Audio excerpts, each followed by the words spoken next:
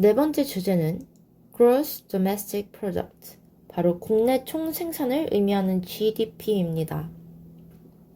GDP란 일정 기간 동안 한 나라 안에서 생산된 모든 최종 생산물의 시장 가치 합을 의미를 하는데요.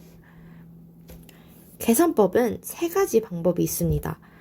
최종 생산물의 가치를 합하거나, 총 생산물 가치 합에서 중간 생산물 가치 합을 빼거나, 각 생산 단계에서 창출된 부가가치를 합하는 방식입니다. GDP의 유용성은 한 나라 경제의 전반적인 생산 수준을 측정할 수 있다는 것이고요. 반대로 한계는 시장에서 거래되지 않는 경제 활동을 포함하지 않습니다. 예를 들어서 주부의 가사노동, 자원봉사, 지하경제에서의 거래 등은 포함되지 않는다는 것이죠. 두 번째, 여가의 가치를 포함하지 못합니다.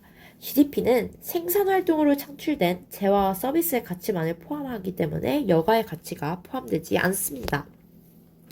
그 다음, 재화나 서비스의 품질을 측정하기가 힘듭니다. 그리고 마지막으로 삶의 질을 반영하지 못할 뿐만 아니라 개인별 소득 분배 상황을 정확하게 파악하기 힘들다는 한계가 있습니다. 다음은 GDP의 종류입니다. GDP에는 크게 세 가지가 있는데요. 먼저 명목 GDP입니다. 명목 GDP는 당해 연도의 가격으로 계산한 GDP입니다. 예를 들어서 2025년의 GDP를 계산한다 라고 하면 2025년의 가격으로 계산을 한 GDP가 명목 GDP가 되겠습니다. 다음으로 실질 GDP입니다. 실질 GDP는 기준 연도의 가격으로 계산한 GDP를 의미하는데요. 예를 들어서 기준 연도가 2020년이다 라고 하면 2025년의 실질 GDP는 2020년의 가격으로 계산을 한 GDP가 되겠습니다. 마지막으로 GDP 디플레이터입니다. GDP 디플레이터는 국내에서 생산한 모든 재화와 서비스의 종합적인 가격 수준을 의미하고요. 계산식은 다음과 같습니다. 실질 GDP분의 명목 GDP를 한 후에 100을 곱해주시면 됩니다.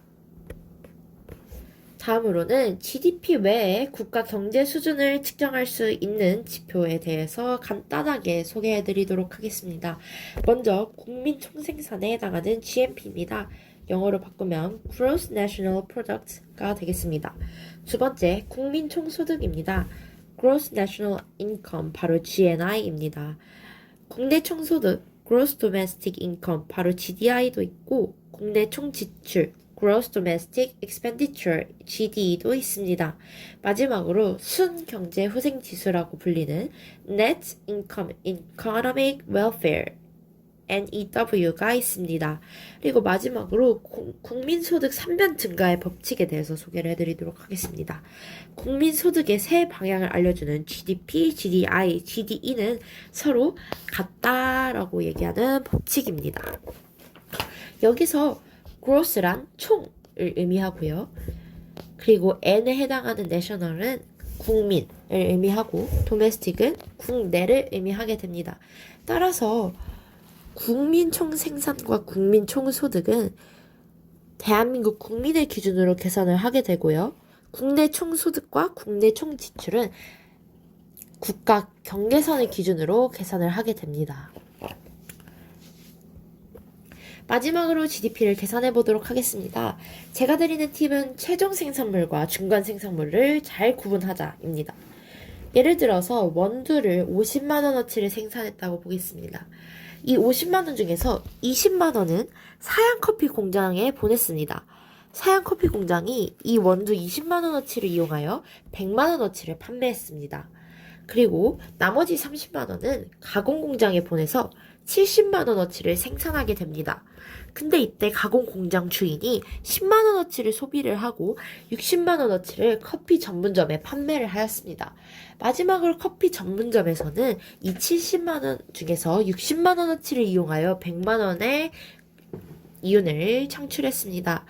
그렇다면 GDP는 최종 생산물의 가치의 합이기 때문에 사양커피 공장에서 판매한 100만원어치, 그리고 커피 전문점에서 판매한 100만원어치, 그리고 마지막으로 공장 주인이 소비한 10만원어치를 더해서 210만원이 되겠습니다. 네, 마지막 문제입니다. 이 문제는 2025년 수능 특강에서 가지고 왔는데요. GDP 디플레이터 그리고 실질 GDP와 명목 GDP의 관계를 잘 보여주는 문제라서 제가 들고 왔습니다. 그림에서 점 2는 각국의 기준 연도인 2022년의 경제 상황입니다. 점 AD는 각각 2023년에 예상되는 국제 경제 상황입니다. 이에 대해 발표를 해볼까요? 단, 각국의 총수요 곡선은 우하향하고 총극급 곡선은 우상향합니다. 자, 먼저 기억부터 보겠습니다. 실질 GDP 감소분이 명목 GDP 감소분보다 크답니다. 실질 GDP, 분모가 감소를 했어요. 근데 그것에 못 미치게 명목 GDP가 분자가 조금 감소했습니다. 그렇게 되면 GDP 디플레이터는 상승을 하게 되는데요. 따라서 명목 GDP가 감소했으면서 동시에 GDP 디플레이터는 상승한 바로 A 지점이 되겠습니다. 니은입니다. 실질 GDP 증가분이 명목 GDP 증가분보다 크면 분모에 해당하는 실질 GDP가 분자에 해당하는 명목 GDP보다 더 많이 상승했습니다. 이때 디플레이터는 감소하게 되겠습니다. 그러면 명목 GDP는 증가를 했는데 GDP 디플레이터는 감소를 한 바로 이 D점으로 가게 되겠네요. 니은은 틀렸습니다. 실질 GDP의 감소분이 명목 GDP의 감소분보다 작으면 분모에 해당하는 실질 GDP보다 분자에 해당하는 명목 GDP가 더 크게 감소를 했습니다. 그러면 GDP 디플레이터는 감소를 하게 됩니다. 그래서 명목 GDP가 감소를 함과 동시에 GDP 디플레이터도 함께 감소를 했기 때문에 E에서 C로 이동을 할 것입니다. 마지막으로 리을 선지입니다. 실질 GDP 증가분이 명목 GDP 증가분보다 작으면 분모에 해당하는 실질 GDP보다 명목 GDP, 분자에 해당하는 명목 GDP가 더 크게 증가를 했습니다. 그러면 디플레이터도 함께 상승을 하게 되었기 때문에 명목 GDP가 상승하면서 동시에 GDP 디플레이터도 상승하는 B점으로 이동하게 됩니다. 따라서 리을은 틀렸고 답은 기억 디귿이 되겠습니다.